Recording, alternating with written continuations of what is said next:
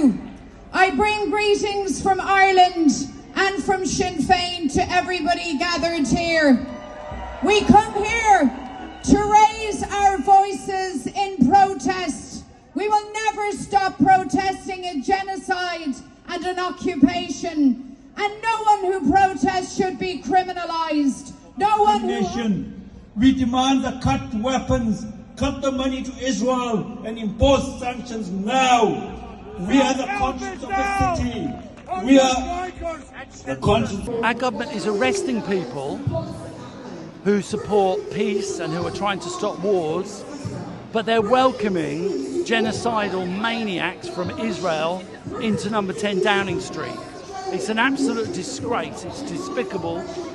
And one of the things that has become clear over the last 2 years to millions of people is just how cynical and just how ruthless the British ruling class is. So it's absolutely crucial that the Palestine movement stays in the streets. Today we've had another fantastic demonstration, 100,000 people marching through the streets despite the fact that they've tried to tell us that there's a ceasefire, they're trying to tell us that the situation has been resolved. People know that's not happening. They know that the ceasefire is a lie, the peace process is a lie, the Trump peace deal is about colonial subjugation of the Palestinian people.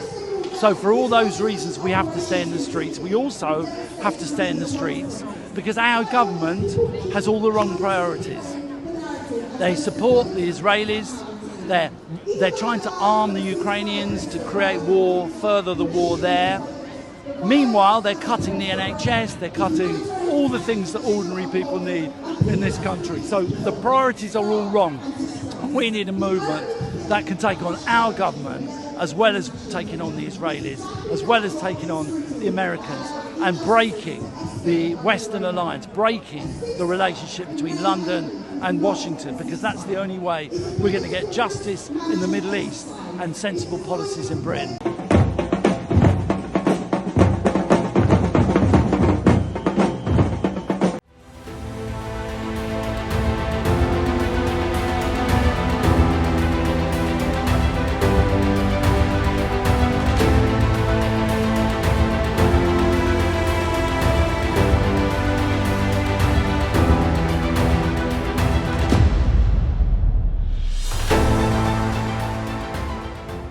I'm here for today is to, well, I joined the march for peace in Gaza, but also I think to say that the protesters are a really noble part of Britain, portrayed by the mass media as being hate marchers or that sort of thing.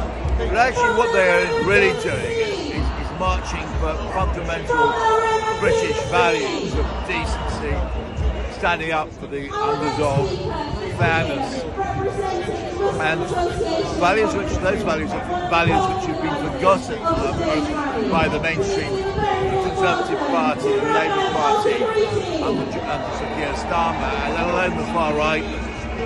And so it's very important at a time when basic British freedoms like freedom of speech are under attack and people are being locked up, that we can't stand up for what it means to be British.